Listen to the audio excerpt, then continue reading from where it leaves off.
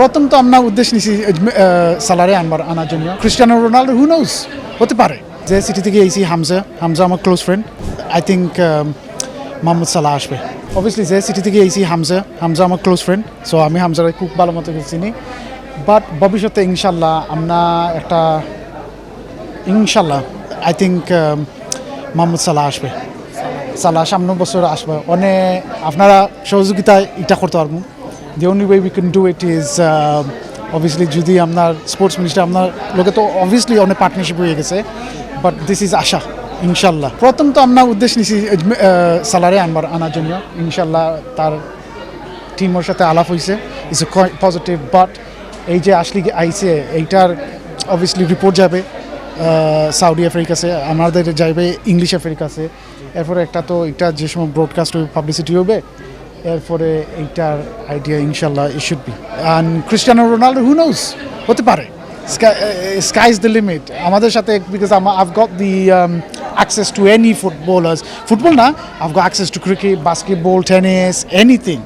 এইটা কোনো সমস্যা হবে না, but we need the support of the government and the media. আমরা অবভিয়াসলি যে বাফুতে অ্যাড্রেস করছি, এরপরে আপনার স্পোর্টস মিনিস্টারের সাথে একটা ভিশন আছে, প্ল্যান আছে, যাতে মহিলারে আনছি প্রোডাক্ট। বিকজ আপনার পিএমের একটা ভিশন আসলো, আর পিএমের মেয়ের তারা চাইছে যে আপনার নারী ফুটবলরে একটু আগে দেওয়া। আর নারী অ্যাকচুয়ালি ফুটবল পুরুষের ফুটবল থেকে বহুত আগে আছে।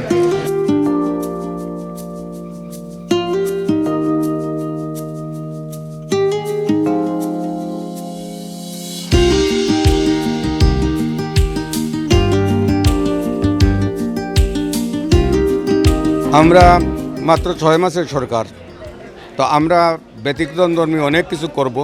এর ধারাবাহিকতার অংশ হিসেবে আজকের এটা আমি করলাম। আমি লন্ডনে ভিজিট করেছিলাম অতি সম্প্রতি। তো ব্রিটিশ পার্লামেন্ট এবং পার্লামেন্টে হাউস অফ লর্ডস এবং হাউস অফ কমন্স একটা প্রোগ্রাম ছিল এই ফুটবলারদের নিয়ে। তাদেরকে নিয়েই আমি হাউস অফ লর্ড এবং হাউস অফ কমন্স ভিজিট করি। এবং সেই মিটিংয়ে আমি ওই যে মিস্টার গিয়াস আমার দৃষ্টি আকর্ষণ করেছিল যে এই ফুটবলার অ্যাশলি প্রামটি হোল অফ দি ওয়ার্ল্ড তারা মানে মহিলা ফুটবলারদেরকে সামগ্রিকভাবে সহযোগিতা করে। তো আমি সাথে সাথেই আমার বক্তব্যে আমি তাকে আমন্ত্রণ জানাই বাংলাদেশে আসার জন্যে। সে আমার নাম্বার রাখে এবং আমার হোয়াটসঅ্যাপে সে প্রপোজাল পাঠায় যে ইয়েস আমি যেতে চাই, যদি তোমরা অ্যারেঞ্জ করতে পারো। আমি বাংলাদেশে ব্যাক করেই স্পোর্টস মিনিস্টারের সাথে মিটিং করি। স্পোর্টস মিনিস্টার ওয়ার্ল্ডলি এটা অ্যাকসেপ্ট করে এবং সেই ধারাবাহিকতায় আমি অ্যাশলি প্রামটিকে বাংলাদেশে আসার আমন্ত্রণ জানাই। সে আমার আমন্ত্রণে সাড়া দিয়ে আজকের এই প্রোগ্রামে অংশগ্রহণ করেছে। গতকালকেই বাংলাদেশে এসেছে। ঢাকায় আমরা অসংখ্য প্রোগ্রাম করেছি, আপনারা দেখেছেন। এবং একদিনের জন্য আজকে আমি সিলেটে জোর করে নিয়ে এসেছি। আজকে সন্ধ্যায় ঢাকায় ব্যাক করবে এবং স্পেনে চলে যাবে। তো এই অবস্থায় আজকে সে সিম্বলিক কিছু উপহার আমাদের দিয়ে গেল এবং এটা নট এন্ড, এটা কন্টিনিউ হবে ইন ফিউচার।